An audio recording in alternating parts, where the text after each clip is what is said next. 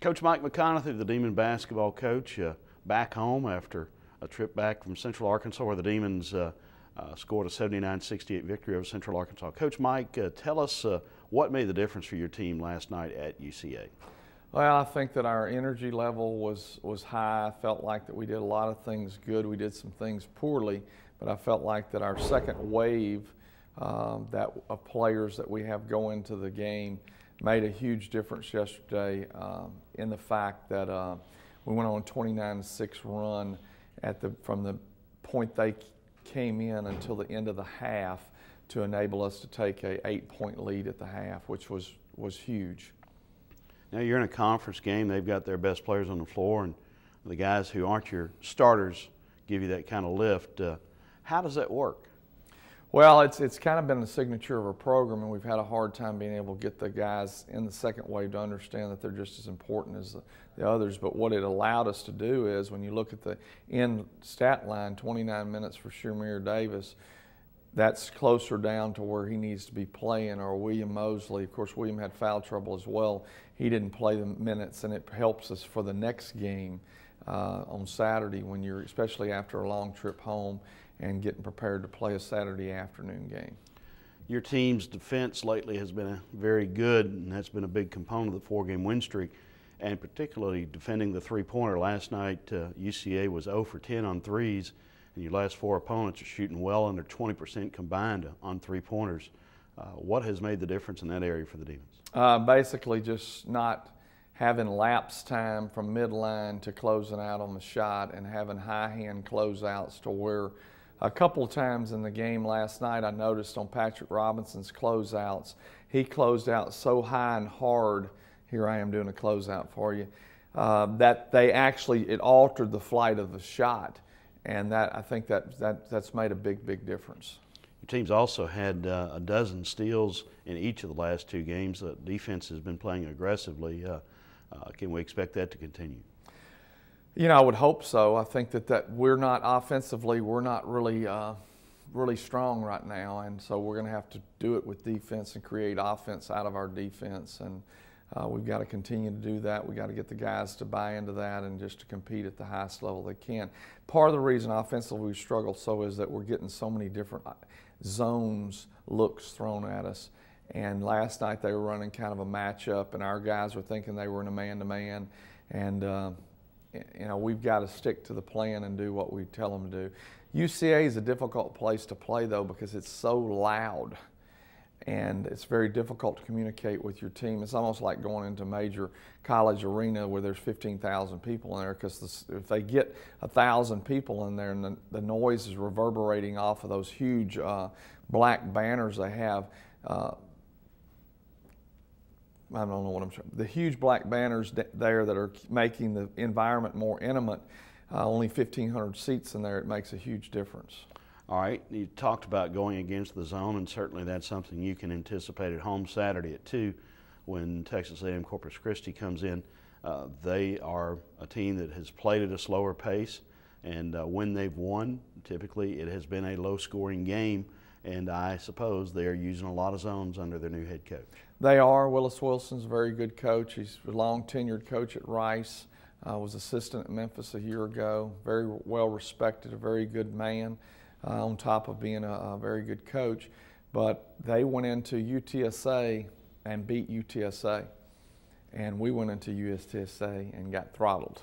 So they are very difficult to play. They're going to play their zones. They're going to slow it down. They're going to attack. They've got 2 very good point guard and a very good 2 guard that can, especially the 2 guard, can score in large numbers. So we're going to have a great defensive effort. All right, Saturday is also Demon Basketball Reunion Day, and you've got the chili cook-off. Let's talk about Demon Basketball Reunion Day. It's something that you instituted and have hosted for 13 years now. A very special time for your program. Well, anytime you get former players to come back, it's important because they were part of the program many years ago. We need to always make those people feel like that they're still a part of the program. We feel like that's one of the things we prided our program on, of trying to include them, make them feel like they're part of it. We have a board outside in the arena that shows every person that's played at Northwestern. Even have a sign that goes up on that board today that says these names will be added, because a year ago we found names that were not on that board, and we're going to make sure those people know that when we change the slick out, which we don't change it every year, that their names will be reinstituted in the different categories there, to where their name will be on the board. Because there was nothing more satisfying from my perspective to see those guys walk around there and look for the name on the board. All right, with the chili cook-off, with your team on a 4-game win streak, and with William Mosley continuing to soar up the NCAA block shots list, lots of reasons to come to the game Saturday. Definitely so. Is always reasons to come. But another thing is we've got a guy named Shamir Davis that's doing a great job. We got a guy named Lewis Ellis doing a great job. We've got a guy named Chucky Roberson right here from Natchitoches, Louisiana, had 13 points last night. We've got O.J. Evans, who had 6 rebounds a game ago. We had James Holben with 5 rebounds yesterday. So this is a group effort, and it's Gary Stewart comes back in, nails the first 3 shots he took last night that were very, very big in us winning the ball game. So there's a lot of good pieces of the puzzle that they can come watch and they can come cheer for. Coach Jennifer Graf, the Lady Demons, you know, sometimes you hear the phrase heartbreaking loss, but this one I would say might fit inspiring heartbreaking loss. Your team had a huge defeat up at Central Arkansas on January 14th, and last night led the league co-leaders for 35 minutes, had a lead very, very late in the game, and just could not complete the task as UCA toughened up at the end and made the plays to win. Talk about your team's effort and performance in that game. Well, I, obviously couldn't be more pleased with the effort that they put out on the floor. In conference play, for the most part, I mean, we've been laying it out there on the line, and it's been extremely frustrating for sure to not get over that hump and to not be getting W's, to come up short. Last night, I thought Coach Bob Austin had a great game plan. He came in Monday morning and said, obviously our game plan didn't work up there at Central. We kind of tried to play the odds and keep them in front of us, and we didn't really pressure them up very much. We tried to cut the game in half. We got outmatched, and we got in foul trouble up there, and so he said, we got to take it right at them, and that's what we did, and we kind of said, to heck with only having 7 players, to heck with trying to cut the game in half anymore. We've taught them since day one how to pressure up full court, to push the ball in transition. That's what they're used to. Let's go back to that for this game and take it right at UCA. And the kids bought into it.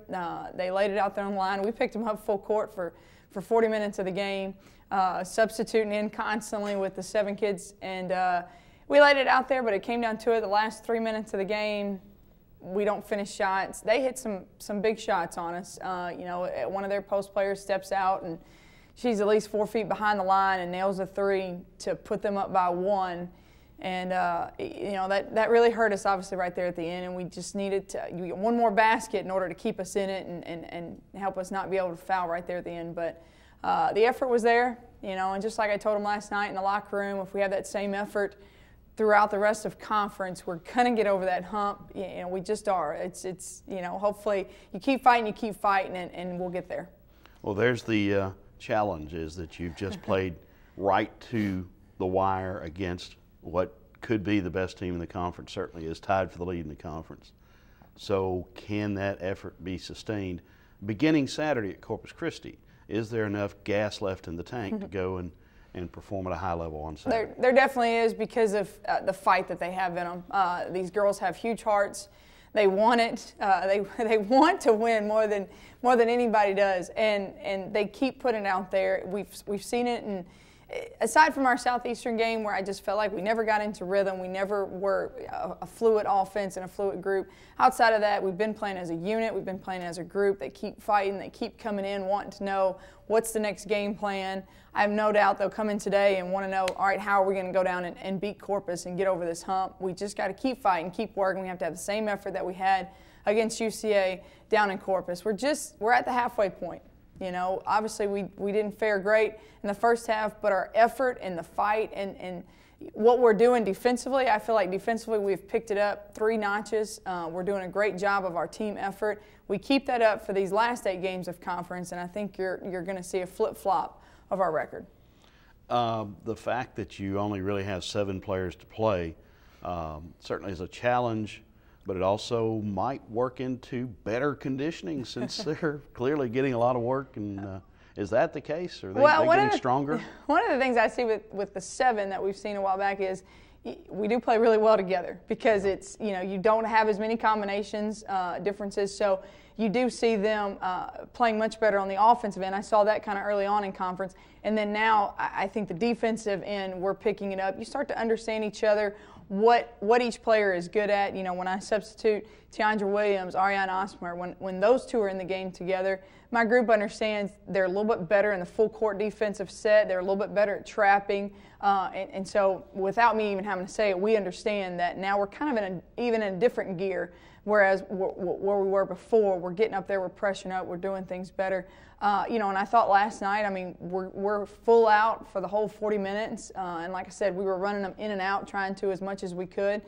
With Trudy Armstead and Jasmine Upchurch, you really have to leave them in the game as much as you can because of their size. And, we drop off after that. There's no doubt we are in shape. We can go up and down the floor. We do have to understand we have to be smart. Because we have to practice these next 2 days and go down to Corpus and play at 7 o'clock on Saturday. And as much as we hate that we're playing at 7 o'clock on a Saturday down in Corpus, I flip it and say, hey, that's an extra 5 hours we get to rest in between. All right, let's talk about Corpus and the challenges and opportunities you face down in Corpus Christi on Saturday. Corpus is, I would say, probably the most athletic team in our conference, especially in the guard position. They're so quick. They push it up the floor. They rely mainly on their athleticism to be able to score points, and they're good at it. They can put the ball on the floor and they go to the hole. They've got mainly a new roster than what we've seen last year. They have a lot of JUCO players that have been brought in, and those kids have just gotten better and better. They have a really good post player down low that kind of complements the 4 guards that they put on the floor. So our challenge is going to be being able to stop them, keep them in front of us, not let them to the basket, stopping them early in transition. And then, on the flip side of it, we want to push the ball up the floor just like we did on Wednesday.